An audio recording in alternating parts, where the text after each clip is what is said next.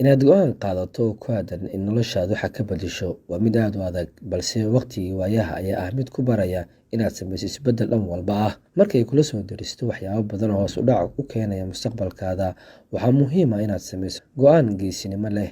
Sheekadan maanta ka hadli doono waa mid ku qotonta ciyaaryahan Xazaazi ka oo qayb ka ah kooxda Cabihi Maalin Horseed.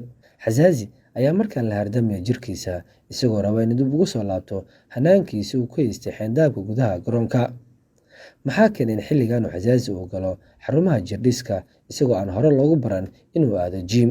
bismillahi raxmaani raxiim. runtii waa dareemi kartaa ciyaaryahan maragta markuu uu jecel yahay inuu tayadiisa kor u qaado, trainingkiisa uu zaa'idina.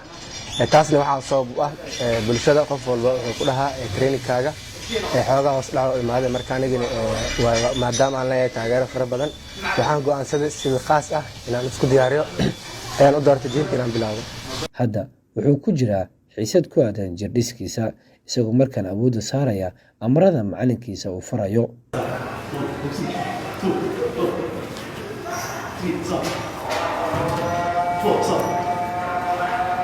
qof walba guul gaaro waxaa ku lug leh aadane. Tababar Abuukar Idriis Xaaji waa tababaraha ciyaaryahan Xazaazi ka oo maalin walba xiisad jirdhis ah siiyo ciyaaryahankan. Waa dareen kala duwan inaad ciyaaryahan heer qaran ah siiso tababar dhankii jirdhiska ah. Abuukar Idriis ayaa ku tilmaamay inuu aad ugu faraxsan yahay inuu macalin jirdhis ah u noqdo ciyaaryahan Xazaazi. runtii horta waxaa farxad weyn ah, dareen lagama hadli karo. farxad dareenka uu dhaafo wax walba. marka Xazaazi horta gaar ahaan asiga waxaan sanahay dad saaxiib ah. aniga ay jeeda ciyaartoy heer qaran ahay, naadiga aan iimaan ah hordi jiray oo dhanka ordada aad u qabilsan 10,000 iyo 5,000. Xazaazi aan kan ka hadlo koranka ay bijino, laakiin maanta tababar soo nimaano wax weyn ay tahay. waan ciyaaryahan aan qirarsanahay inuu yahay ciyaartoy aad iyo aad oo waxtar u leh gadaalahan, laakiin garoomada aan ka waayay. haddana tan ku kulmay aad ugu farxay.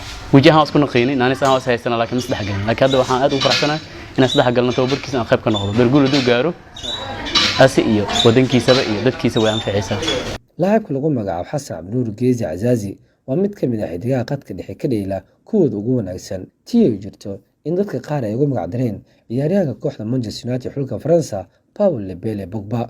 Xazaazi oo kulamada ugu dambeeyay deris la noqday kursiga keedka, isla markaana dadka qaarna ay qabeen in miisaankiisa uu zaa'iday oo sabab u noqday inuu lumiyo booska koowaad ee kooxda Cabihi Maalin Horseed.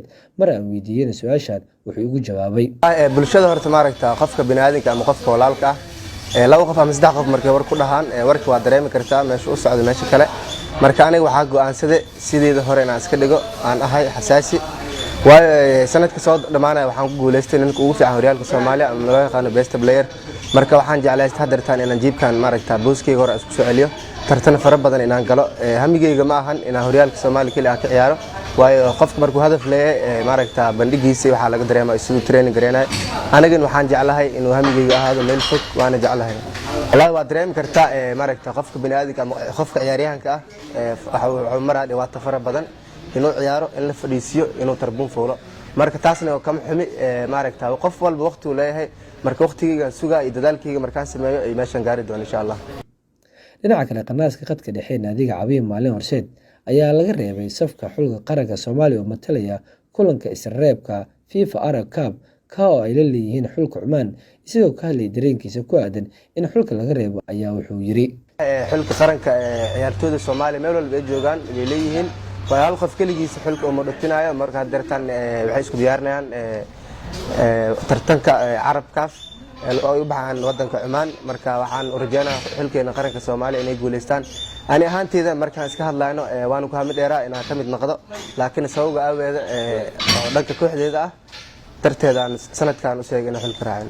si kastaba haatee, xidigaha kubadda cagta dheela ayaa la kulma maalmo mugdi iyo kuwo qurux badan iskugu jira. waxaana Xazaazi oo haatan dhex muquuranaya maalmo aan tiriska ku wanaagsanayn, wuxuuna diyaar u yahay inuu dib u helo qaab ciyaareedkiisa wacnaa, isla markaana uu dib u kasbado kalsoonida macallimiinta kooxda iyo qaranka. sidaa darteedna hadda wuxuu u shaqeynayaa si adag, isagoo tababarka garoonka ku darsaday midka gym.